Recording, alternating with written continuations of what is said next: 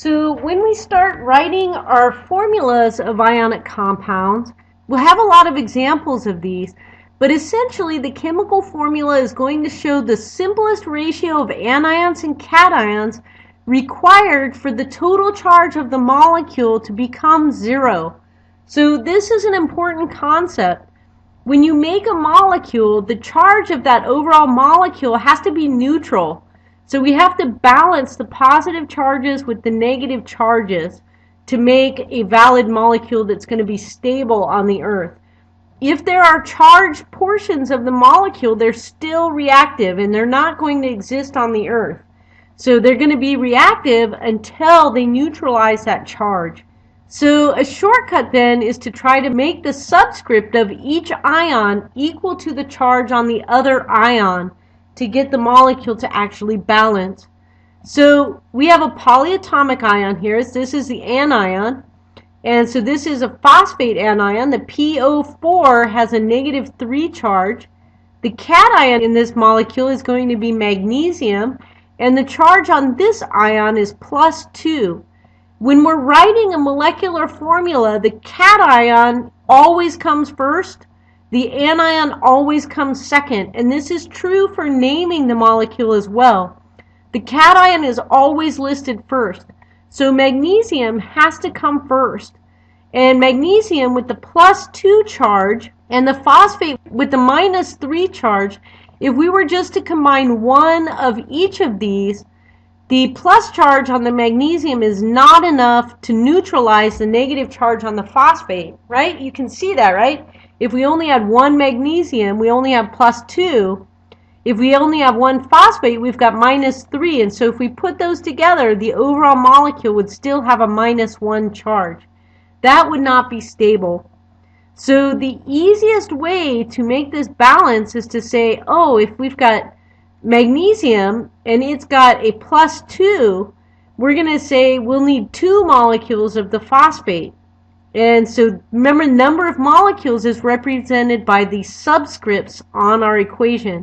And since this is a polyatomic ion, we have to make sure that we put brackets around it because this entire thing is moving as a unit. And if we have 2 of these present, we need 2 of the entire thing. You can't just have 2 sets of the oxygen. So we have to put brackets around this and indicate that there's going to be 2 of them. If we have 2, what's the negative charge going to be on this overall molecule? 2 times -3 is going to be -6. So there's a net negative charge of -6 because of the 2 phosphate groups.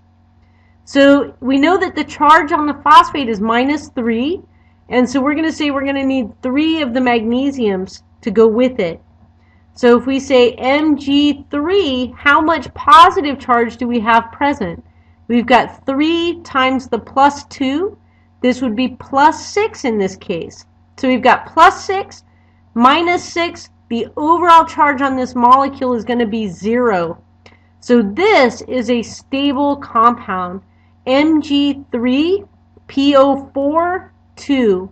So this guy, if we named it, is just going to be magnesium.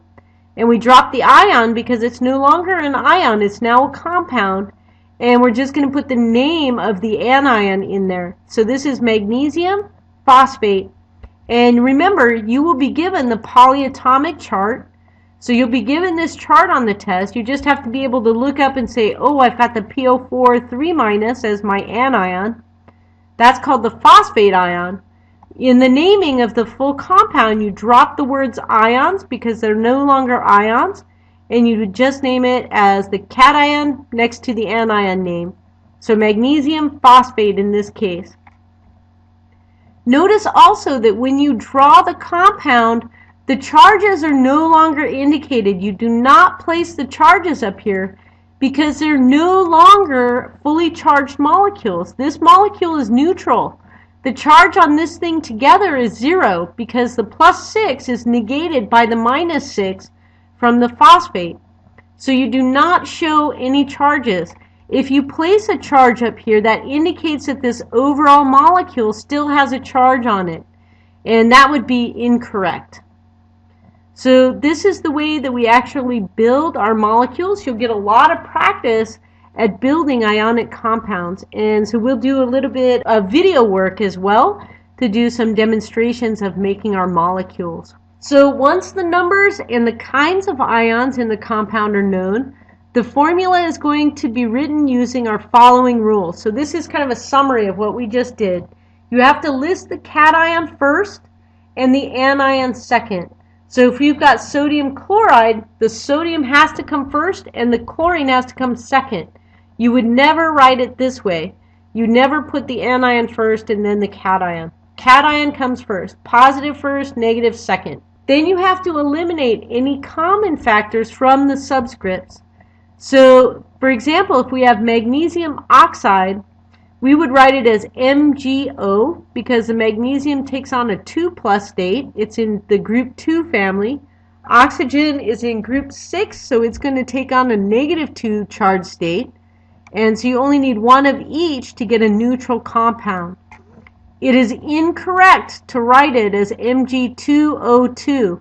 This is not the most simplified form. You can cancel this out and you can just have one of each. And then it's very important not to write the charges on the ions when you have the compound. So potassium fluoride, for example, would be written as Kf. It would not be written as K+ and F- because those charges in this overall molecule now are neutralizing each other. There is no overall charge on this molecule. If you continue to represent a charge up here, that would be incorrect because there is no net charge. They cancel each other out. And then for our polyatomic ions, if the formula has a subscript like we did with the phosphate, you have to use brackets to indicate that subscript. So when brackets are around the sulfate that we have here, the SO4 polyatomic ion, this tells us that we have 3 of the sulfate molecules. If we write this way, what does this indicate? We've got 2 aluminums, we've got 1 sulfur, and we have 43 oxygens. So this would be the incorrect way to write this polyatomic ion. If you want to say you have 3 of the sulfate ions, you've got to use brackets and you've got to include the sulfur in there. So this says that I've got 3 SO4 molecules.